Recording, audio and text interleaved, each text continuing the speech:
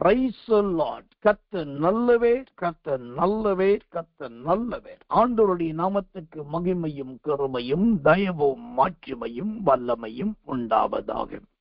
தேவனுடைய வார்த்தைக்கு செய்திக்கு ஆதாரமாய் பரிசுத்த வேதாகமத்திலிருந்து ஒரு வசனத்தை வாசிக்கிறேன். ஜெபத்தோடு கவனிங்கள். எரேமியாவின் புலம்பல் புஸ்தகம் 1 அதிகாரம் 18வது வசனம். புலம்பல் 1:18 வாசிக்கிறேன். கர்த்தர் நீதிபரர், அவருடைய வாக்குக்கு விரோதமாய் நான் எழும்பினேன். ஜனங்களே, நீங்கள் எல்லாரும் இதை கேட்டு என் துக்கத்தை பாருங்கள். என் கன்னிகைகளும் என் வாலிபரும் சிறைப்பட்டு போனார்கள். ஆம், இந்த புலம்பல் 1 அதிகாரம் 18வது வசனத்தை வாசிக்கும் போது இந்த புலம்பலின் தீர்க்கதரிசியாகிய எரேமியா கர்த்தருக்கு அருமையான ஒரு பெயர் சூட்டுகிறதை பார்க்கலாம். அந்த கர்த்தருக்கு அவர் பெயர் சூட்டும் போது கர்த்தர் நல்லவர். என்ன பெயர் சூட்டுகிறார்? கர்த்தர் நீதிபரர் என்று சொல்லி ஒரு மகிமை நிறைந்த பெயரை சூட்டுகிறார். கர்த்தருடைய நாமத்துக்கு மகிமையும் கிருபையும் தயவும் உண்டாவதாக. அப்ப கர்த்தர் நீதிபரர். நீதிபரர் என்றால் என்ன? இந்த நீதிபரர் என்பது எதை காண்பிக்கிறதா இருக்கிறது? எனக்கன்பான தேவ பிள்ளைகளே, இந்த நாட்களில் கர்த்தர் நல்லவே. அந்த நீதி என்பது எல்லா இடத்திலுமே குறைந்து கொண்டு வருகிறது. கர்த்தருடைய நாமத்துக்கு மகிமை உண்டாவதாக. நீதி என்பது பல இடத்திலே இல்லாமல் போய்கொண்டிருக்கிறது. சாலமோன் கூட சொன்னான், நீதி ஸ்தலத்திலே அநீதியை கண்டேன் என்று சொல்லி. ஆம், நீதி ஸ்தலத்தில் அநீதியையும் நியாயஸ்தலத்தில் அநியாயத்தையும் கண்டேன் என்று. கர்த்தருடைய நாமத்துக்கு மகிமை உண்டாவதாக. அப்ப அநீதியை கண்டேன் என்று சொன்னான். அப்ப எந்த அளவுக்கு அந்த இடத்துல காணப்பட்டிருக்கும் பாருங்க. சுத்திரம் எல்லாமே தலைகீழாய் மாற்றப்பட்டிருக்கும். எல்லாமே எதிர்மறையாய் நடந்திருக்கும். வாசிக்கிறேன் அந்த வசனத்தை. பிரசங்கியின் புஸ்தகம் 3 அதிகாரம் 16வது வசனம். பிரசங்கி 3:16. இன்னும் சூரியனுக்கு கீழே நான் நியாயஸ்தலத்தை கண்டேன். அங்கு அநியாயம் இருந்தது. நீதி ஸ்தலத்தையும் கண்டேன். அங்கு அநீதி இருந்தது. பாருங்க, நியாயஸ்தலத்துல கர்த்தர் நல்லவர், அநியாயம் இருந்திருக்கிறது. நீதி ஸ்தலத்துல அநீதி இருந்திருக்கிறது. கர்த்தருடைய நாமத்துக்கு மகிமை உண்டாவதாக. இன்றைக்கு உலகம் இப்படிதான் இருக்கிறது. இதுல இன்னொரு வருத்தம் என்னவென்று சொன்னா, உலகத்தானும் மற்றவர்கள் மாத்திரம் இந்த அநீதிக்காரர்களாய் அல்ல, இன்றைக்கு கிறிஸ்தவர்கள் என்று சொல்லப்படுகிறவர்களும் நான் கிறிஸ்துவை உடையவன், கிறிஸ்துவை உடையவள் என்று சொல்லப்படுகிறவர்கள் கூட இந்த அநீதி நிறைந்தவர்களாகத்தான் இருக்கிறார். அதுல இன்னும் சொல்ல வேண்டுமானால் கொஞ்சம் வெளிப்படையா சத்தியத்தை சத்தியமா சொல்லணும் அப்படின்னா, நிறைய எல்லா சபைகளை நான் சொல்லல, ஆனா பெரும்பாலான சபைகள் இந்நாட்களிலே நீதிக்கு பதிலாக அநீதி நிறைந்ததா இருக்கிறது. ஆனால் கர்த்தர் நல்லவே. வேதத்திலே ஒரு வசனம், பயங்கரமான ஒரு வசனம் உண்டு. எல்லா பாவத்தை செஞ்சுட்டு கர்த்தருக்கு பரிசுத்தம் என்று சொல்லுகிறவர்கள் உண்டாம். கர்த்தருக்கு பரிசுத்தம் என்று சொல்லுவார்களாம். கர்த்தருடைய நாமத்துக்கு மகிமை உண்டாவதாக. அந்த கர்த்தருக்கு பரிசுத்தம் என்று சொல்லுகிறவர்கள் எப்படிப்பட்டவர்களா இருக்கிறார்களாம்? கர்த்தர் நல்லவே. அவர்களுடைய கிரியை எல்லாமே வித்தியாசமானதாய், தேவனுக்கு எதிரானதாய் காணப்படுகிறது. அப்ப கர்த்தருக்கு பரிசுத்தம் என்று சொல்லுவது முக்கியம் அல்ல. கர்த்தர் நல்லவே, கர்த்தர் நல்லவே. ஆனால் இந்த கர்த்தருக்கு பரிசுத்தம் என்று சொல்லுகிறவர்கள் அந்த பரிசுத்தத்துக்கு ஏதுவான, அந்த நீதிக்கு ஏதுவான, நியாயத்துக்கு ஏதுவான கிரியையிலே காணப்பட வேண்டும்.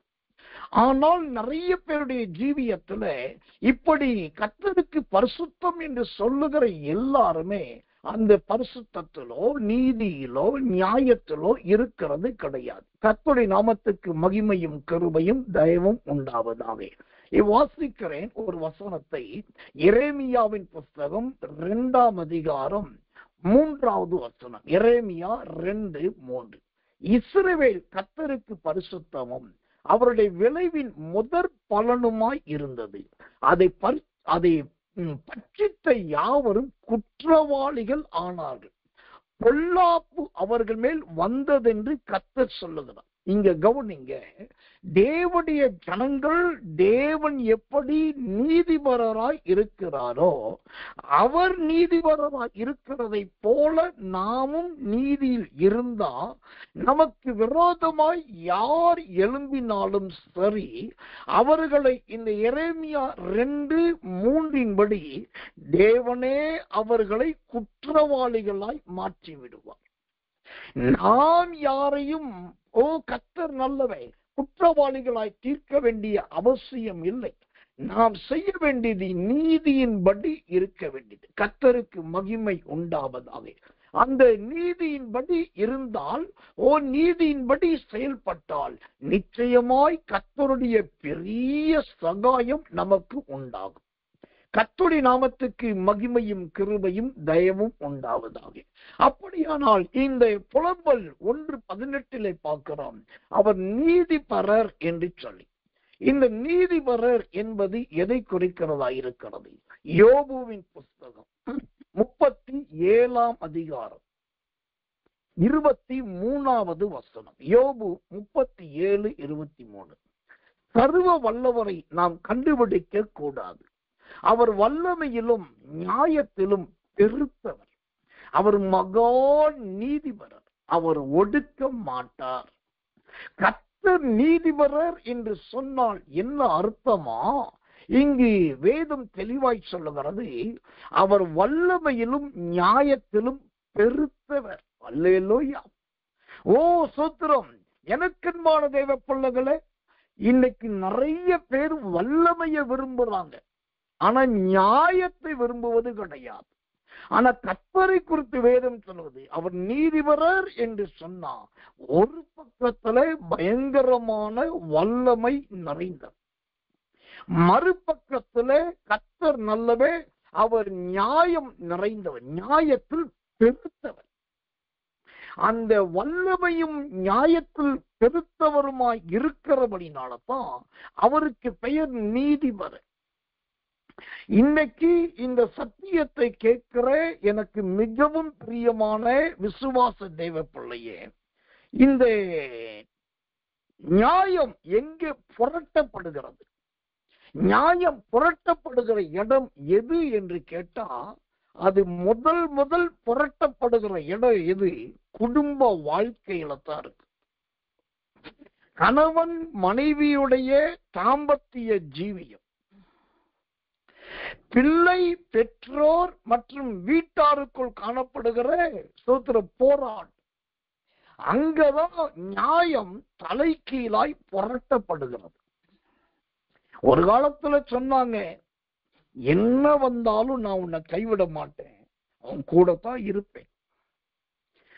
அது மாத்திரமல்ல, நீ எதுக்கும் கவலைப்படாத, நான் உயிரை கொடுத்தாவது அல்லது ரத்தம் சிந்தியாவது உனக்கு என்ன வேணாலும் நான் செய்திருவேன் அப்படின்னாங்க. அப்படி சொன்னவர்கள் அதே வீட்டில இருக்கிறார்கள். யாருக்கு சொன்னார்களோ, யார் அதுக்கு அந்த வார்த்தைக்கு உட்பட்டவர்களோ அவர்களும் அங்கத்தான் இருக்கிறாங்க. ஆனா இன்றைக்கு அவர்கள் தங்கள் தேவைக்கு அல்லாடுகிறார்கள், தள்ளாடுகிறார்கள், தடுமாறுகிறார்கள். சரி, ஒரு காலத்துல இவங்க இப்படி சொன்னாங்களே, அதை வச்சு உரிமையோடு கேட்போம். அப்படி கேட்டாக்கா, நான் எப்போ அப்படி சொன்னேன்? நான் அப்படி சொல்லையே. இல்ல, நீங்க சொன்னீங்க அப்படின்னு சொல்லி கணவன் மனைவி இடத்துல கேட்டா கொஞ்சம் மீறி போன உடனே அழகான ஒரு கேள்வி கேட்பாங்க. நான் அப்படி சொன்னதுக்கு நீ ஏதாவது ப்ரூஃப் காட்டு, நான் உடனே இதை பண்றேன். இப்படிதான் நீதி புரட்டப்படுகிறது. எப்படி? சின்ன சின்ன சின்ன சின்ன சின்ன சின்ன காரியம், சின்ன சின்ன வாக்குவாதம், சின்ன சின்ன மனஸ்தாபம், சின்ன சின்ன வருத்தம், சின்ன சின்ன குற்றச்சாட்டு. ஒண்ணு நல்லா தெரிஞ்சுக்கணும், மரம் வைக்கிறோம் அப்படின்னா, இல்லாட்டி ஒரு செடியை நடுறோம், வயக்காட்டுல நாத்து நடுறோம் அப்படின்னா, வயக்காட்டுல நாத்து நட்டாலும் சரி, வீட்டுல செடி வச்சாலும் சரி, தோட்டத்துல மரம் வளர்த்தாலும் சரி, அதை வச்சதுக்கு பின்னாடி நம்ம கண்டிப்பா அதை பராமரிச்சுதான் ஆகணும். அதுக்கு தண்ணி ஊத்தணும், மற்ற காரியங்களை கவனிக்கணும், எல்லாம் செய்யணும். ஆனா நிறைய பேர் தாங்கள் செய்ய வேண்டிய கடமையை செய்வது கிடையாது. தங்களுடைய நீதியை வெளிப்படுத்துவதற்கு முன் வருவது கிடையாது. ஆனா அதுக்கு பதில் என்ன செய்யறாங்க? வல்லமையை வெளிப்படுத்துறாங்க. எனக்கு யாரும் இல்லைன்னு நினைக்க வேண்டாம், எனக்கு எல்லாரும் இருக்காங்க. நான் கூப்பிட்டா ஒருத்தர் கண்டுக்க மாட்டாங்க நினைக்க வேண்டாம், ஒரு சத்தம் போட்டா போதும் ஊரே திரண்டு வந்துடும். எனக்கு எதுவும் தெரியாது நினைக்க வேண்டாம், நானும் எல்லாம் கத்துட்டு தான் வந்திருக்கிறேன். நீதியை வெளிப்படுத்துவதற்கு விட்டுட்டு வல்லமையை வெளிப்படுத்துறாங்க. ஆனா அந்த வல்லமை என்ன வல்லமை? பரிசுத்தாவின் வல்லமையா? கிடையாது. ஜெபிச்சு வர்ற வல்லமையா? கிடையாது. ஆண்டவர் கொடுத்த வல்லமையா? கிடையாது. இங்க வர்ற வல்லமை ஏசாவின் வல்லமை. அது என்னையா ஏசாவின் வல்லமைன்னா, ஒரு நாள் கர்த்தர் நல்லவே, ஏசா தன் தகப்பனாகிய ஈசாக்குக்கு முன்னாடி நின்னுகிட்டு எப்படி சொன்னான், அங்க அந்த வார்த்தை சொல்லுது, அவன் மகா கூக்குரல் இட்டு ஒரு வார்த்தை சொன்னான், என் தகப்பனுக்கு அந்த நாள் வரும், அதாவது எங்க அப்பா ஒரு நாள் சாவார், அவர் செத்து அவரை கொண்டு போய் நான் அடக்கம் பண்ணுவேன், அந்த அவர் இறந்து அடக்கம் பண்ண பின்னாடி பார், உன்னை உண்டு இல்லைன்னு பண்ணிருவேன், 2ல 1 பார்த்துருவேன், நான் உன்னை சும்மா விடமாட்டேன்னு சொல்லி ஏசா தன் தகப்பனுக்கு முன்னாடி இருந்துகிட்டே பயங்கரமா சொன்ன வார்த்தை. இன்னைக்கு நிறைய பேருடைய ஜீவியத்துல இந்த வல்லமை தான் வெளிப்படுது. இது எத்தனை பேர் ஒத்துக்கொள்றீங்க, எத்தனை பேர் ஒத்துக்கொள்ளல என்பது எனக்கு தெரியாது.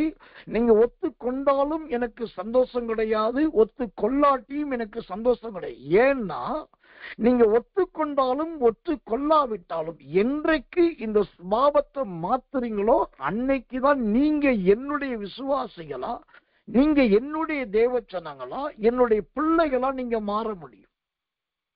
இந்த ஊழியத்தின் மெய்யான வெளியேறப்பட்ட கற்களா மாற முடியும்.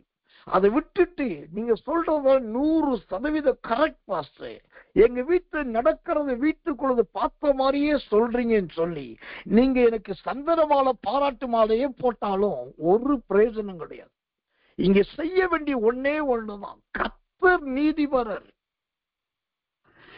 அந்த நீதிபரர் என்றால் அவர் வல்லமையுள்ளவர், அதோடு கூட நியாயம் உள்ளவர். நீங்க வல்லமையை விட்டுருங்க, வல்லமை கர்த்தருக்குரியதுன்னு பைபிள்ல இருக்குது. என்னைக்கு மனுஷன் தான் வல்லமையை அதிகமா பயன்படுத்துறானோ அன்னைக்கு அங்கு நீதியும் நியாயமும் கொல்லப்படுகிறது. சாலமோன் காலத்துல 2 ஸ்திரீகள் இருந்தாங்க. ஒருத்தி வந்து சொல்றா, அந்த ஸ்திரீ என் பிள்ளை மேல படுத்து உருண்டு படுத்து நசுக்கிய கொன்னுட்டா அப்படின்னு. இவ சொல்றா அதெல்லாம் கிடையாது, இதுதான் என் பிள்ளைன்றா. எவ்வளவோ சொல்லி சொல்லி சொல்லி சொல்லி சாலமோன் பார்த்தாரு, ஒண்ணு நடக்கல. வல்லமையை கையில எடுத்துட்டாரு. என்ன வல்லமை எடுத்தாரு? ஒரு சேவகனை கூப்பிட்டாரு. கூப்பிட்டுட்டு அந்த பிள்ளை எப்படி உன் பட்டையை திணிட்டு அந்த பிள்ளைய ஒரே வெட்டு 2ஆ வெட்டிட்டு ஒரு துண்டை இந்த அம்மாவுக்கு கொடு, ஒரு துண்டை அந்த அம்மாவுக்கு கொடு சொல்லிட்டு அந்த சேவகன் வேகமா வந்தா பட்டயத்தை தூக்கணும், அந்த பிள்ளைய பிடுங்கலாம் பாருங்க. அந்த நேரத்துலதான் அந்த பிள்ளையை பெற்ற உண்மையான தாயின் வயிறு குடல் துடித்தது. இப்ப இங்க அந்த நியாயத்தை கொண்டு வர்றதுக்கு என்ன தேவைப்பட்டதுன்னா ஒரு வல்லமை தேவைப்பட்டுச்சு. இதைத்தான் நான் சொல்றேன், எனக்கன்பான தேவ பிள்ளைகளை பிள்ளைதாக செத்து போச்சு, அது உண்மைதான். ஆனா அது இல்ல என்னுடைய கிடையாது, நான் தெரியாம சொல்லிட்டேன் அப்படி ஒரு வார்த்தை சொல்லி இருந்தா உண்மையான தாய் பிள்ளைய அணைச்சுக்கிட்டு சந்தோஷமா போயிருந்திருப்பா. ஆனா இங்கு பிடிவாதமா ஒரு ஸ்திரீ நிக்கிறா. ஐயோ செத்த பிள்ளைய அங்கேயே போட்டுட்டு அந்த ஸ்திரீயின் பிள்ளைய கொண்டு வந்து இவ வச்சுக்கிட்டு தான் பிடிச்ச முயலுக்கு 3 காலு நின்றுட்டு இருக்கு. அதனால அங்க என்ன வந்துச்சு, பட்டயமே வர வேண்டி வந்தது. நல்ல வேளை பிள்ளை சாகல. கொஞ்சம் காவலாளி பொறுமையா இருந்திருக்கிறார், சாலமோனும் பொறுமையா இருந்திருக்கிறாரு, பிள்ளை தப்பிச்சு. ஆனா அங்க கவனிக்கணும், அந்த இடத்துல ஒரு பிடிவாதம். அதை எப்படியாவது மூடணும், அதை எப்படியாவது மறைக்கணும், அதை எப்படியாவது ஒழிக்கணும். எல்லாருக்கும் முன்னாடி நான் குற்றமற்றவன் குற்றமற்றவள் சொல்லி வெளிப்படுத்தணும். நான் அந்த அளவுக்கு அசிங்கப்பட்ட கூடாது. என்னதான் நடக்குதுன்னு பார்ப்போம். ஒண்ணும் முடியாத பட்சத்துல கடைசியா நம்ம ஆமாசாமி போற்றுவோம் சொல்லிட்டு இந்த ஸ்திரீ நிக்கிறோம். முடிவுல என்னாச்சு, பிள்ளையுடைய தாய் பிள்ளையை வாங்கிட்டு போயாச்சு. சரித்திரம் சொல்லுகிறது, பொய் சொன்ன ஸ்திரியை கொண்டு போய் சிறைச்சாலையில போட்டு அங்க இருக்கிற அரண்மனை தோட்டத்தை வேலையை செய்ய வச்சு அவள் கொடுமைப்படுத்தப்பட்டாள் என்று வேதம் சரித்திரம் சொல்லுகிறது. இதுதான் இன்னைக்கு. சில நேரத்துல இப்படிப்பட்ட வல்லமையை பயன்படுத்தினாதான் சிலர் பயப்படுறாங்க. நான் அங்க போயிருவேன், இங்க போயிருவேன், இத பண்ணிருவேன், இப்படி செய்திரும் அப்படின்னு சொன்னதான். ஆனா ஒண்ணு தெரிந்து கொள்ளுங்க, நீங்க கர்த்தர் அறிஞ்சது உண்மை, ஆராதனைக்கு போறது உண்மை, உங்க வீட்டுல பைபிள் இருக்கிறது உண்மை, உங்க பேரோ அல்லது உங்க வீட்டுல உள்ளவங்க பேரோ கிறிஸ்தவ பேரா இருக்கிறது உண்மை. இதெல்லாம் உண்மைன்னா நீங்க இப்படிப்பட்ட வல்லமை உண்டாகக்கூடிய அளவுக்கு இடம் கொடுக்காம முதலாவது நியாயத்துக்கு இடம் கொடுத்து விடுங்க. தாழ்மைப்பற்றுங்க. அவமானப்பட்டால் அவமானப்படுவோம், அது ஒன்று தவறே கிடையாது. அசிங்கப்பட்டால் அசிங்கப்படுவோம், அது ஒன்று தவறே கிடையாது. கர்த்தர் நல்லவே, தேவனுக்கு மகிமை உண்டாவதாக. அப்ப எனக்கன்பான தேவ பிள்ளைகளே, தேவன் நீதிபரர். ஏன் அவர் நீதிபரர்னா, ஒரு பக்கத்துல வல்லமை உள்ளவர், மறுபக்கத்துல நியாயம் உள்ளவர். இப்போ இந்த நாட்களிலே நாம் மாம்சத்தின் வல்லமைய, பணபலத்தின் வல்லமைய அல்லது அதிகாரத்தின் வல்லமைய பயன்படுத்தாம நியாயம் எதுவோ அதுக்கு அப்படியே விட்டுட்டோம் அப்படின்னாக்கா கர்த்தர் நல்லவே, கர்த்தர் நல்லவே, அது நமக்கே நன்மையாய் முடியும், அது நமக்கே சமாதானமா முடியும். இன்னொரு வசனத்தை, அழகான வசனத்தை காட்டுற பாருங்க. நீதிமொழிகளின் புஸ்தகம் 21ஆம் அதிகாரம் 12வது வசனம். நீதிமொழிகள் 21:12. நீதிபரர் துன்மார்க்கருடைய வீட்டை கவனித்து பார்க்கிறார், துன்மார்க்கரை தீங்கில் கவிழ்த்து போடுவார். அல்லேலூயா. இப்ப நல்லா கவனிக்கணும். ஆண்டவரை குறித்து அந்த வசனம் இப்படியா சொல்லுது, அவர் நீதிபரர். ஆனா அவர் நீதிபரரா கர்த்தர் இருந்துகிட்டே யாரை கவனிச்சு பார்க்கிறார்னா, நீதிவானையும் பரிசுத்தவாணியையும் பரிசுத்தவாட்டியையும் பார்க்கலையா, துன்மார்க்கருடைய வீட்டை கவனிச்சு பார்த்துட்டு இருக்காரு. நோவாவின் வீட்டை பார்க்கறத விட்டுவிட்டு நோவாவுக்கு கிண்டல் பண்ணாங்க பாருங்க, அவங்க வீட்டை கவனிச்சு பார்த்துட்டு இருக்காரு. கர்த்தருக்கு மகிமை உண்டாகும். தாவீதை நோக்கி பார்க்கறத ஆண்டவர் விட்டுவிட்டு தாவீதை துரத்திட்டு இருக்கான் பாருங்க சவுலு, அவனை கர்த்தர் பார்த்துட்டு இருக்காரு. மூத்த குமாரனை பார்க்கறத விட்டுவிட்டு இளைய குமாரனை பார்த்துட்டு இருக்காரு. அவர் நீதிபரரா இருந்து நியாயமானதை அல்லது நல்ல மனிதர்களை பார்க்கறத விட்டுட்டு துன்மார்க்கறத கவனிச்சு பார்க்கிறாராம். எத்தனை மணிக்கு எந்திரிக்கிறாங்க, எத்தனை மணிக்கு தூங்குறாங்க, எப்ப வெளியில போறாங்க, எப்ப உள்ள வர்றாங்க, வீட்டுல என்னென்ன நடக்குது, யாருக்கு விரோதமா என்ன சரி, எல்லாத்தையும் பின் பாயிண்டடா இன்ச் பை இன்ச்சா ஒரு செகண்டுக்கு ஒரு முறை ஆண்டு கவனிச்சுக்கிட்டே இருக்காரு. இந்த சத்தியம் உங்களுக்கு ஆச்சரியமா இருக்குல்ல?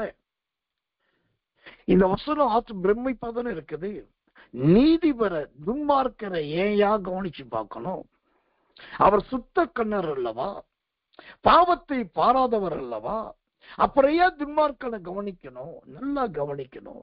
தேவன் நீதிபரர் என்று சொன்னா நீதிமான்களையும் பரிசுத்தவான்களையும் பரிசுத்தவாட்டிகளை மட்டுமே பார்க்கிறது அவருடைய வேலை அல்ல. அவர் நீதிபரராய் இருக்கிறதுனால தேவனுடைய ஜனங்களுக்கு அநீதி விளைவிக்கிறவர்கள் யாரோ அவர்களுக்கு நீதி செய்வதற்காக அவங்களை கவனிக்கிறவராய் இருக்கிறார். ஒரு உண்மையை சொல்லட்டுமா, உங்களோடு சண்டை போட்டு உங்களை மகா கேவலமா தெருவுல இழுத்து உங்களை குறித்து தகாத காரியத்தை என்ன பண்ணி எது இருந்தாலும் சரி, ஒரு ஊழியக்காரன்னு நான் சொல்றேன், தேதியை போட்டு எழுதி வச்சுக்கொள்ளுங்க. உங்க வீட்டுக்கு பக்கத்துல இருக்கிற துன்மார்க்கனை உங்களை பார்க்கறத விட கர்த்தர் அவனை பார்த்துக்கிட்டே இருக்காரு. உங்களை கவனிக்கிறத விட அவங்கள ரொம்பவே கவனிக்கிறார். ஏன் உங்களை கவனிக்கல? நீங்க சர்ச்சைக்கு போறீங்க, ஆராதனைக்கு போறீங்க, நம்ம கூட்டத்துக்கு வர்றீங்க, நல்ல செய்தி கேட்கறீங்க, ஒப்பு கொடுக்கறீங்க, எல்லா ஊழியத்துல பங்கு பெறீங்க. ஆனா ஏன் உங்களை பார்க்கல? துன்மார்க்கரை பார்க்கிறாருன்னா அதுக்கு அதே வசனம் அழகான ஒரு ஆன்சர் கொடுக்குது. நீதிமொழிகள் 21:12 சொல்லுறது, துன்மார்க்கரை தீங்கில் கவிழ்த்து போடுவார்.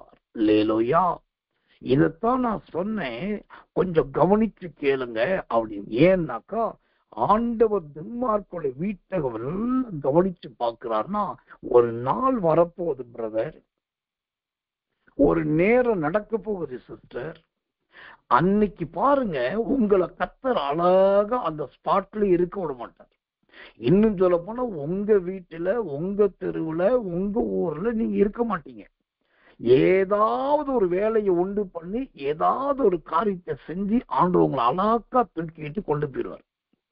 ஒரு நாள் தாவீத சவுல் விரட்டிட்டே வந்துட்டான். புடி புடி புடி புடி புடி பக்கத்துல வந்து அப்படி தாவீதை பிடிக்கிற நேரம் வந்துருச்சு. பிடிச்சு அவனை அரெஸ்ட் பண்ற நேரம் வந்துச்சு பாருங்க.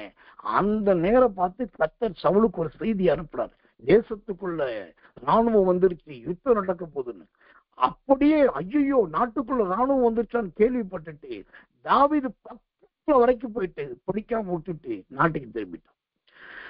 அந்த கடைசி நேரத்துல அவனுக்கு ஒரு துர்ச்செய்தியை வர வைத்து தாவீதை காப்பாற்றி சவுலை கொண்டு போயிட்டான். அதே மாதிரிதான் எழுதி கொள்ளுங்க, உங்களுக்கு எதிரா அவங்க ஆயுதம் எடுக்கட்டும், பட்டயம் எடுக்கட்டும், வார்த்தைகள் எடுக்கட்டும், அதிகாரத்தை எடுக்கட்டும், பணத்தை எடுக்கட்டும், அல்லது புயபலத்தை பயன்படுத்தட்டும். இன்னைக்கு ஒரு தேவ மனுஷனா நான் சொல்றேன், அவங்களுக்கு அவங்க குடும்பத்தை, அவங்க வீட்டை ஆண்டு கவிழ்த்து போட வேண்டிய ஒரு நாள் நேரம் வரும். அன்னைக்கு சத்தியமா தேவனுடைய சத்தியத்தை கொண்டு சொல்றேன், நீங்க உங்க ஸ்தலத்துல இருக்க மாட்டீங்க. உங்களை வேற ஊருக்கு, வேற இடத்துக்கு, வேற நிகழ்ச்சிக்கு எங்கேயாவது கர்த்தர் கொண்டு போயிடுவார். கொண்டு போயிட்டு இந்த பக்கத்துல எழுத்தாப்புல இருந்து இல்லாட்டி உங்களுக்கு எதிரா இருக்கிற அந்த துன்மார்க்கனை எப்படி கவிழ்க்கணுமோ அழகா கவிழ்த்துடுவார். கவிழ்த்து வேலை முடிஞ்சதுக்கு அப்புறம் எல்லா தந்தம் பேச்சு மூச்சு இறைச்சல் உண்டாகி என்னாச்சு ஏதாச்சு எல்லாம் நடந்து முடிஞ்சு எல்லாம் சட்சாடு அமைதி ஆயிரும்.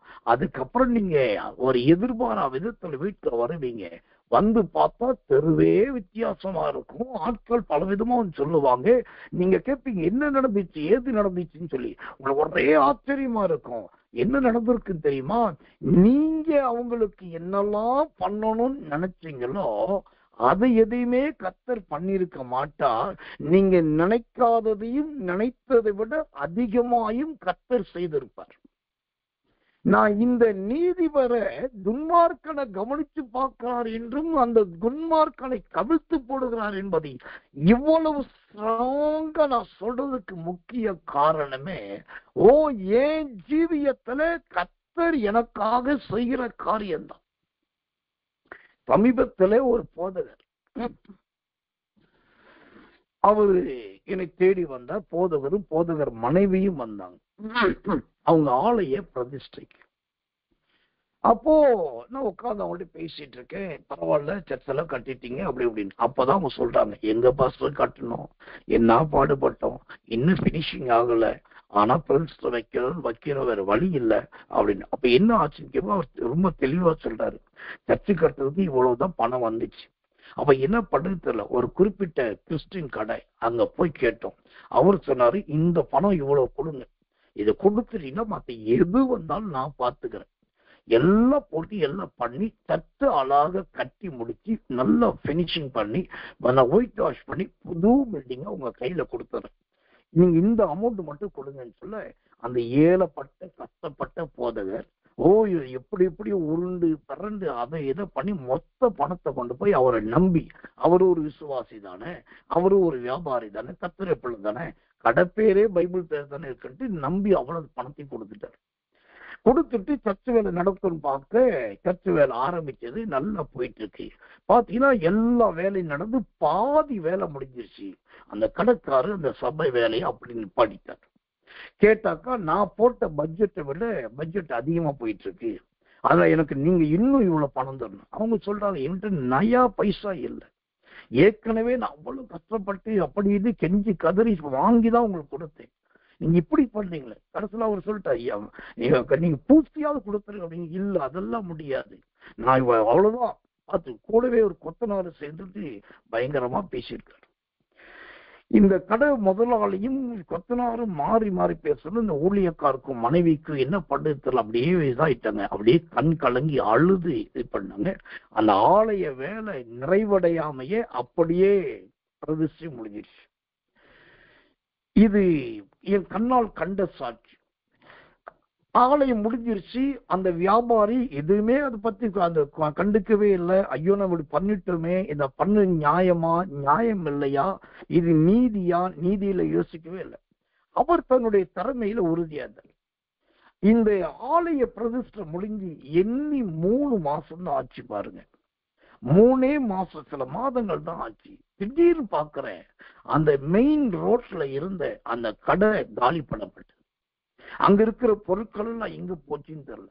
அப்புறம் சுத்திரம் அந்த கடையை ஒரு பொலிவு இழந்து முன்னாடி எக்ஸ்ட்ரா ஃபிட்டிங்ஸ் எல்லாத்தையும் எடுத்துட்டு ஒரு மதிலிடுந்த பட்டணம் போல அப்படியே கவிழ்த்து போட்டது மாதிரி ஆயிடுச்சு. அப்பதான் நான் கர்த்தருக்கு நன்றி சொன்னேன். இந்த பாதிக்கப்பட்டவர் யாரோ ஒரு ஊழியக்கார், ஆனா அவரை இப்படி ஏமாத்திட்டாங்க, இப்படி பண்ணிட்டாங்க. ஆனா இந்த பாஸ்டரால ஒண்ணும் பண்ண முடியல. போலீஸ் ஸ்டேஷனுக்கு போறதோ, கேஸ் கொடுக்கறதோ, அந்த கோர்ட்டுக்கு போறதோ அதெல்லாம் போக விரும்பல. அப்படி கர்த்தர் பார்த்துக்காரு விட்டார். அமைதியா சகிச்சுக்கிட்டார், பொறுமையா இருந்தார். சில மாதங்கள் தான் ஆச்சு. கர்த்தர் இந்த நீதிக்கு பதிலாக அநீதி செய்த மனுஷனுடைய தொழில் முழுவதையும் அப்படியே கவிழ்த்து போட்டார்.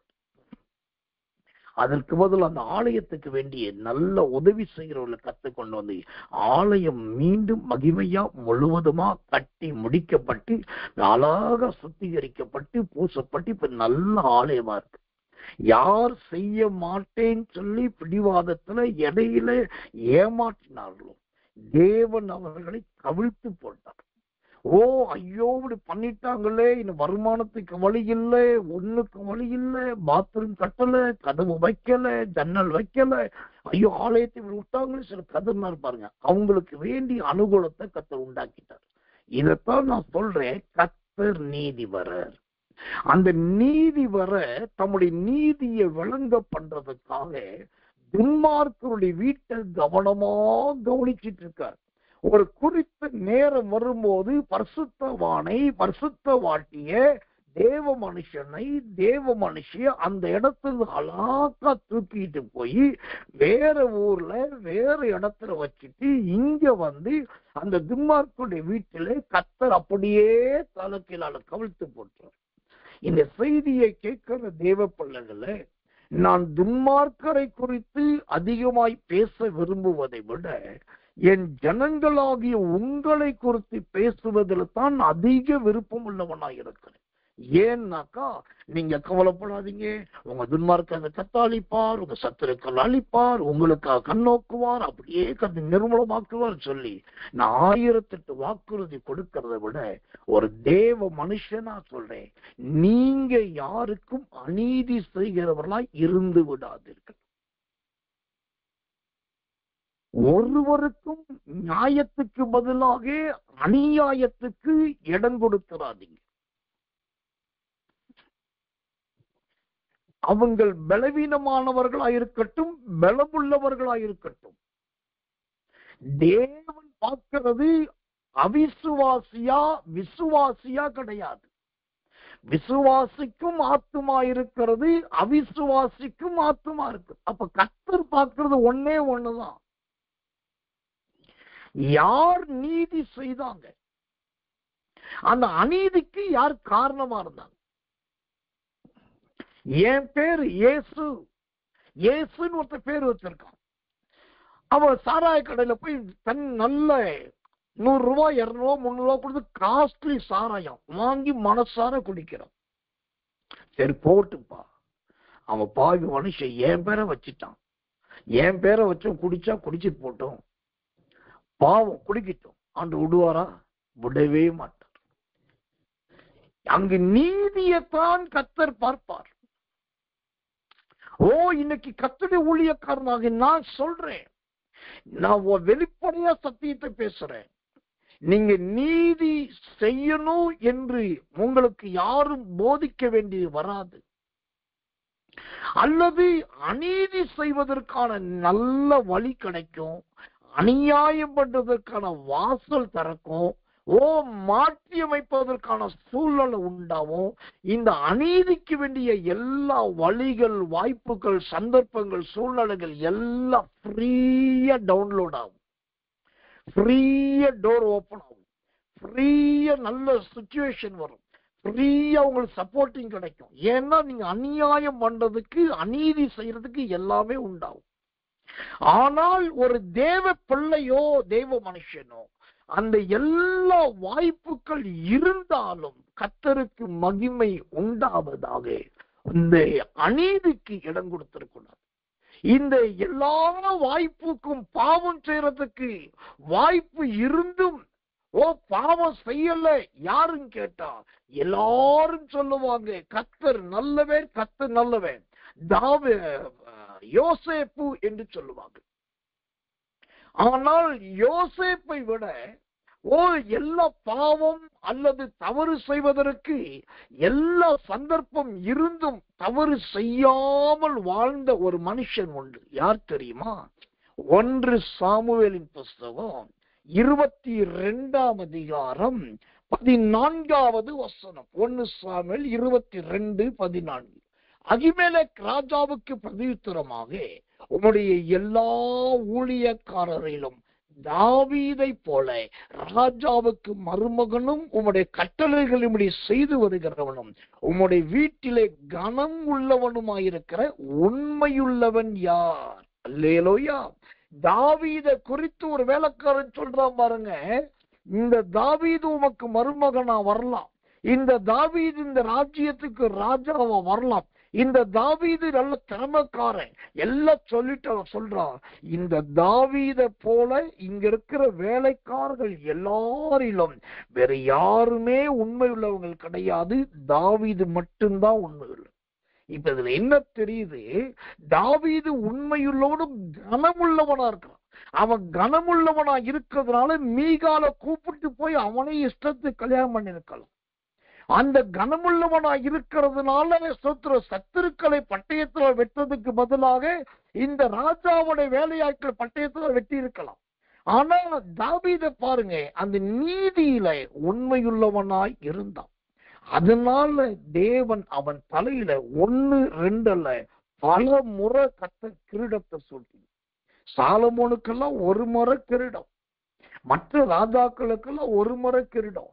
ஆனா தாவீதுக்கு 2ல இருந்து பல முறை கிரீடம் சூட்டப்பட்டது. ஒரே ஒரு காரணம் என்ன தெரியுமா? அவனுக்கு அநீதி செய்வதற்கான வாய்ப்புகள், அதிகாரங்கள் இருந்தும் அவன் இருந்த வீட்டுக்கு 2 நினைக்காம, உண்ட வீட்டுக்கு 2 நினைக்காம அதுல உண்மையுள்ளவனாய் இருந்ததுனால தேவன் அவன் தலையிலே அழகான கிரீடத்தை அல்ல கிரீடங்களை சூட்டினார். இன்றைக்கு தேவச்சனங்களாகி உங்களுக்கு ஒரு ஊழியக்காரனா நான் சொல்ல விரும்புகிற ஒரே ஒரு காரியம், அவங்க பாருங்க பார்த்து ஐயோ அநியாயம் பண்றாங்க, இவங்களை பாருங்க பாஸ்டர், என்ன வேலை பார்க்கறாங்க. அப்ப இவங்கள பத்தி உங்களுக்கு புரியாது பாஸ்டர். ஐயோ பொல்லாதவர்கள். நான் சொல்றேன், அவங்க இவங்க அந்த இருக்காங்க, அவங்களெல்லாம் விட்டுருங்க.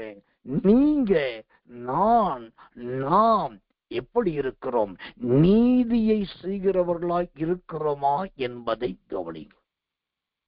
அந்த நீதி, கர்த்தர் நல்லவே, இந்த தாவீதை போல உண்மை என்னும் நீதியாய் காணப்பட வேண்டும்.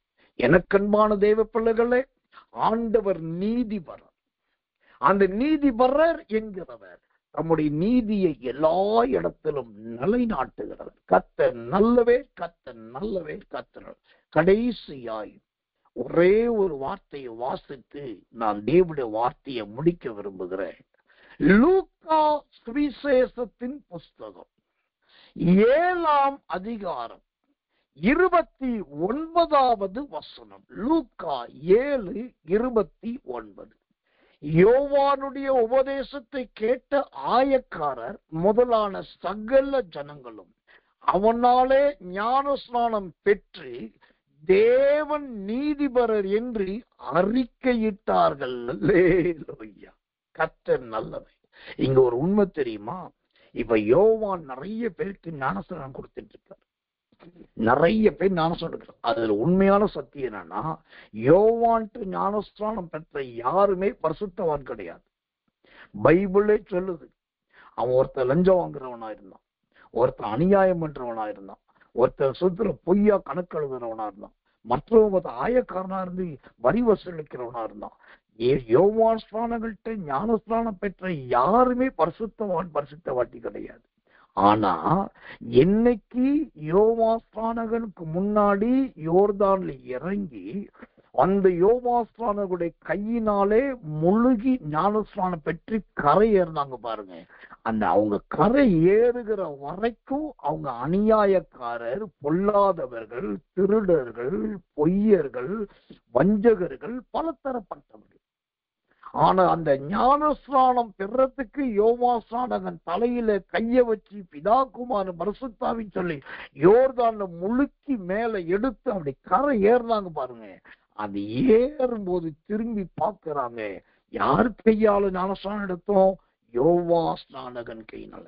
அந்த யோவான் ஸ்நானகன் யாரு? அவங்க அப்பா போல. அவங்க அப்பா யாரு? லூக்கா 1:5-6 சொல்லுது, அவங்க நீதியை விட்டு விலகாதவர்கள், கற்பனையை கை கொள்ளுகிறவர்கள். ரொம்ப முக்கியமா யோவான் ஸ்நானகனுடைய அப்பாவும் அம்மாவும் குற்றமற்றவர்கள். இப்போ அங்க யூதர்களும் ரோமர்களும் பார்க்கிறாங்க, யோவான் ஸ்நானகனுடைய அப்பாவும் அம்மாவும் குற்றமற்றவர்கள்னா எனக்கு ஞானஸ்நானம் கொடுத்த யோவான் ஸ்நானகனும் குற்றமற்றவன். அந்த ஞானஸ்நானம் கொடுத்த மனுஷன் குற்றமற்றவர்னா கொடுக்க வைத்த ஆண்டவர் நீதிபரர். அல்லேலூயா. இதுதான் ஒரு தேவ மனுஷனுடைய ஜீவியத்தின் சாட்சியா இருக்கணும். ஞானஸ்நானம் எடுத்த உடனே வாங்கப்பா குரூப் போட்டோ எடுப்போம், செல்ஃபி எடுப்போம், அதை ஃபேஸ்புக்ல போடு, யூடியூப்ல போடு, குரூப் போட்டோல போடு, வாட்ஸ்அப்ல போடு, எல்லாரும் பார்க்கட்டும் அப்படின்னு சொல்றதல்ல. நீங்க எல்லாரும் பார்த்தது யோவான் ஸ்நானகனுடைய ஜீவியத்தை பார்த்தார்கள், யோவான் ஸ்நானகனுடைய போஜனத்தை பார்த்தார்கள், யோவான் ஸ்நானகனுடைய உடையை பார்த்தார்கள். பார்த்துட்டு அவங்க சொல்றாங்க, இந்த யோவான் ஸ்நானகனுடைய தேவன் நீதிபரர். அந்த வசனம் ரொம்ப அழகா சொல்லுது பாருங்க. லூக்கா 7:29. அவனாலே ஞானஸ்நானம் பெற்று தேவன் நீதிபரர் என்று அறிக்கையிட்டார்கள். இங்க கவனிக்கணும், ஞானஸ்நானம் கொடுத்தது யோவான் ஸ்நானகன், ஆனா இவங்க புகழ்றது தேவனை. இது என்ன நியாயம்? இவங்க என்ன பண்ணிருக்கணும்? ஐயா நீங்க நல்ல ஊழியக்கார ஐயா, ஐயா சொல்கிறோம், அருமையா பிரசங்கம் பண்ணீங்க ஐயா, ஐயா உங்க வார்த்தையை வச்சுதாயா நான் இந்த ஞானஸ்நானத்துக்கு வந்தேன் அப்படின்னு சொல்லி அந்த ஊழியக்காரர் பகிர்ந்திருக்கணும். ஆனா யோவான் ஸ்நானகன் மேல் இருந்த அதே அபிஷேகம் இங்க யூதர்களுக்குள்ளும் ரோமருக்குள்ளும் ஊடுருவி பாய்ந்தது. அப்ப யோவான் ஸ்நானகனுக்குள்ள என்ன அபிஷேகம்? என்ன அபிஷேகம் தெரியுமா? ஒரு நாள் யோவான் ஸ்நானகன் சொன்னார், அவர் பெருகவும் நான் சிறுகவும் வேண்டும். அல்லேலூயா. அவர் பெருகவும் நான் சிறுகவும் வேண்டும். ஞானஸ்நானம் கொடுத்தது யோவான். ஆனா ஜனங்களுடைய வாய் அறிக்கையிட்டது தேவன் நீதிபரர் என்று. அல்லேலூயா. இதுதாங்க தேறின தேவ மனுஷனுக்கு அடையாளம். இதுதாங்க தேறின தேவ மனுஷனுக்கு அடையாளம். நாம் தானம் பண்ணலாம், தர்மம் பண்ணலாம், கரங்கொடுக்கு ஊழியத்தை ஸ்பான்சர் பண்ணலாம், அன்னகர் ஊழியத்தை முழு செலவை ஏத்துக்கலாம், ஊழியக்காருக்கு வேண்டிய எல்லாம் செய்யலாம். ஆனா இவ்வளவு செஞ்சாலும் அதை பெற்றுக்கொண்ட ஜனங்கள் யார சொல்லணும்னா, ஓ நீங்க ஊழியம் செய்கிற அந்த ஆண்டவர் வல்லவர். அல்லேலூயா. உங்களை இங்க அனுப்புன அந்த கர்த்தர் நல்லவர். அல்லேலூயா. இத கொடுக்க சொன்ன அந்த தெய்வம் நல்லவர் என்று சொல்லி வந்த ஜனங்கள் ஆண்டவரை புகழுவார்கள் என்று சொன்னால் அதுதாங்க ஊழியத்துடைய பெரிய சக்சஸ். பெரிய சக்சஸ். இந்த நீதியின் ஊழியங்கள் இன்றைக்கு இல்லை. நீ போய் சொல்லு, இந்த பாஸ்டர்ட்ட ஜெபம் பண்ணேன், இந்த பிரதர்ட்ட ஜெபம் பண்ணேன், இந்த தீர்க்கதரிசி அவர்தான் என்னை சுகமாக்குறார் சொல்லு, அவர் பேரை சொல்லு. நான் சொல்ல என் ஊழியத்துக்கு வந்து என் ஊழியத்துக்கு பேரை சொல்லு, என் பேரை சொல்லு, சொல்ல வைக்கிறோம். இது நீதி கிடையாது. நாம் என்னதான் ஜனங்களை கர்த்தருக்குள் நடத்தி இருந்தாலும் அவர்கள் கர்த்தருக்குள் வந்த உடனே தேவனை நீதிபரர் என்று புகழ்ந்தால் நம்முடைய ஊழியம் உயிருள்ள ஊழியம் என்றார். ஆனபடியினால் இந்த அருமையான புலம்பல் புஸ்தகம் 1ஆம் அதிகாரம் 18வது வசனத்தில் இருக்கிறபடி கர்த்தர் நீதிபரர், கர்த்தர் நீதிபரர், கர்த்தர் நீதிபரர். கடைசியாய் அந்த வசனத்தின் வாக்கியத்தை வாசித்து நான் முடிக்கிறேன். தயவு செய்து இந்த கடைசி வார்த்தைய, கடைசி வசனத்தை எல்லாரும் கவனிங்க. அந்த புலம்பல் 1:18. கர்த்தர் நீதிபரர், அவருடைய வாக்குக்கு விரோதமாய் நான் எழும்பினேன். ஜனங்களே, நீங்கள் எல்லாரும் இதை கேட்டு என் துக்கத்தை பாருங்கள். என் கன்னிகைகளும் என் வாலிபரும் சிறைப்பட்டு போனார். இந்த எரேமியா சொல்றாரு, ஒரு நேரம் வந்த போது வேதனை தாங்காம கர்த்தருடைய வார்த்தைக்கு விரோதமா நான் எழும்பிட்டேன், அவருடைய வாக்குக்கு எதிரான பேசிட்டேன். அன்னைக்கு நடந்தது பாருங்க. ஓ, என்னுடைய எல்லா விதமான துக்கமும் எனக்கு வந்துருச்சு. என் பெண் பிள்ளைகள் எல்லாம் சிறைப்பட்டு போயிட்டாங்க. இதுல இருந்து தெரிந்து கொள்ள வேண்டிய காரியம் என்ன? தயவு செய்து கர்த்தருடைய வார்த்தைக்கு விரோதமா எழும்பாதீங்க. கர்த்தருடைய வார்த்தைக்கு எதிரா செயல்படாதீங்க. கர்த்தருடைய வார்த்தைக்கு எதிரா கிரியை செய்யாதீங்க. அன்னைக்கு நீங்க தைரியசாலிகள் போல தெரியலாம். ஆனா அந்த புலம்பல் 1:18-19 படி மகா குறைவு வந்துடும். அப்ப நம்ம செய்ய வேண்டியது நீதிபரர் அந்த நீதியை செலுத்துவோம். ஜீவியத்துல, நடக்கையில, கிரியையில, ஊழியத்துல எல்லாவற்றிலும் நீதியை செலுத்துங்க. தெய்வ ஊழியக்காரனாக நான் சொல்றேன், உங்கள் துன்மார்க்கருடைய வீட்டின் மேல் கர்த்தர் கவனமாயிருப்பார். ஏற்ற காலம் வரும்போது அவர்களை அவரே கவிழ்த்து போடுவார். நீங்க எந்த முயற்சியும் எடுக்காதீங்க. இது சத்தியம், இது தேவனுடைய வார்த்தை, இது கர்த்தர் செய்ய போகிற கிரியை. இது வெறுமையாய் விழாது. உங்களுடைய நீதி உயர்ந்து நிற்கும், உங்களுடைய நியாயம் தலை தோங்கி நிற்கும், உங்களுடைய செம்மை மார்க்கம் கர்த்தருக்கு பிரியமானதா இருக்கும். நல்லவே அந்த நீதிபரர் உங்களோடு கூட இருப்பார். கண்களை முழுவதும் ஒப்பு கொடுத்து எல்லாரும் கர்த்தரை ஸ்தோத்திரம் பண்ண போறோம். ஆண்டவரே, நீ நீதி மகிமை இருக்கிறது. நீ நீதிபரர் என்பதில் எவ்வளவு சத்தியம் இருக்கிறது. என்னுடைய ஜீவியம் நீதிபரராகிய உம்மை போல இருக்கணும். யோவாசானகுடைய ஊழியம் தன்னை பிரபல்யப்படுத்துவதா இல்லாமல் அவரிடத்தில் வந்த மனிதர்கள் தேவன் நீதிபரர் என்று சொன்னதை போல என் வீட்டுக்காரர், என் மனைவி, என் வீட்டாட்கள், என் குடும்பத்தார் உம்மை நீதிபரர் என்று சொல்லணும் ஆண்டவரே. அப்படிப்பட்ட ஜீவியத்தை நான் ஜீவிக்க எனக்கு கற்றுத்தாரும். அப்படிப்பட்ட முன்மாதிரி ஒரு வாழ்க்கையை வாழ்ந்து காட்ட எனக்கு கற்றுத்தாரும் என்று சொல்லி ஒப்பு கொடுத்து கண்களை மூடி வாய்களை திறந்து எல்லாரும் கர்த்தரை ஸ்தோத்திரம் பண்ணுவோம். இயேசுவின் நாமத்தினாலே நாம் ஜெபிப்போம். அன்புள்ள நல்ல பரமபிதாவே, நல்ல அருமையான இந்த சாயங்காலம் கடந்த ராத்திரி வேளையிலே அருமையானோட பிள்ளைகளுக்காக ஜெபி. புலம்பல் 1:18 சொல்லுகிறபடி கர்த்தர் நீதியுள்ளவர். நான் அவருடைய வாக்குக்கு விரோதமாய் பேசினேன், அதனால் எனக்கு துக்கம் வந்தது. என் குமாரத்திகள் சிறைப்பட்டு போனார்கள் என்று எரேமியா புலம்பினதை போல எங்கள் ஜீவியத்திலே கர்த்தருடைய வாக்குக்கும் கர்த்தருடைய வார்த்தைக்கும் கர்த்தருடைய ஊழியத்துக்கும் கர்த்தருடைய ஊழியக்காரர்களுக்கு எதிராக ஆண்டவரே நாங்கள் வார்த்தையை உயர்த்தினது உண்மையானால் அதை மன்னித்தருளும். இதோ இங்க வந்திருக்கிற பிள்ளைகளுடைய எல்லா குற்றங்களும் மன்னிக்கப்படட்டும் ஆண்டவரே. இனி யோவா ஸ்நானகனை போல இவர்கள் நற்கிரியைகள் செய்து அந்த நற்கிரியையினால் தேவனை உயர்த்த வைக்கக்கூடிய அந்த சாட்சியின் ஜீவியம் பிள்ளைகளுக்குள் உண்டாவது. தாவீதை போல வீட்டில் எங்கும் உண்மையுள்ளவன் என்று சொல்லப்பட்டதை போல இது உம்முடைய பிள்ளைகள் இந்த நீதியின் கிரியில் உண்மையுள்ளவர்களாய் விளங்கட்டும். ரொம்ப முக்கியமாய் இன்றைக்கு கர்த்தருடைய பிள்ளைகளுக்கு தீர்க்க தரிசனமாய் சொல்லி இருக்கிறேன். துன்மார்க்கருடைய வீட்டின் மேல் கர்த்தர் கவனமாயிருக்கிறார். அவருடைய வீட்டை அவர் கவிழ்த்து போடுகிறார். அதை போல உடைய பிள்ளைகளை சல்லடையாய் சலித்து உடைய பிள்ளைகளை விசனமும் துக்கமும் படுத்தி உடைய பிள்ளைகள் வாழ்க்கையில முள்ளும் குறுக்குமாய் யாரெல்லாம் இருக்கிறார்களோ அவர்களை கர்த்தர் கவனமாய் நோக்கி பார்ப்பீராக. எந்த நேரத்தில் எந்த நாளிலே எந்த காரியத்தில் எப்படி செய்ய வேண்டும் என்பதை அது உமக்கே அடுத்தது. ஆண்டவரே, நீரே விட பிள்ளைகளுக்காக எழுந்துள்ளோம். நீரே விட பிள்ளைகளுக்கு நீதியை செலுத்தி அருளும் ஆண்டவரே. உடைய பிள்ளைகள் வாதிக்கப்பட்டது, உடைய பிள்ளைகள் பாதிக்கப்பட்டதும், உடைய பிள்ளைகள் துன்புறுத்தப்பட்டது போதும் ஆண்டவரே. இன்று முதல் உடைய நீதி வழங்கட்டும், உடைய நியாயம் விளங்கட்டும், உடைய உண்மை விளங்கட்டுங்க தாவே.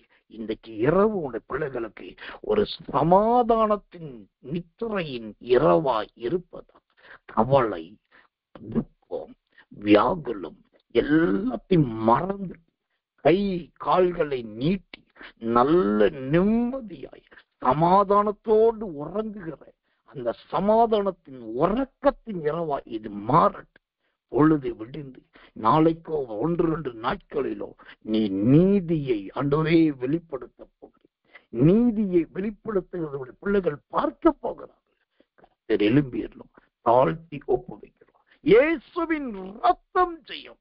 இயேசுவின் நாமத்தில் ஜெபிக்கிறோம். ஜெபம் கேளும் ஜீவனுள்ள நல்ல பிதாவே.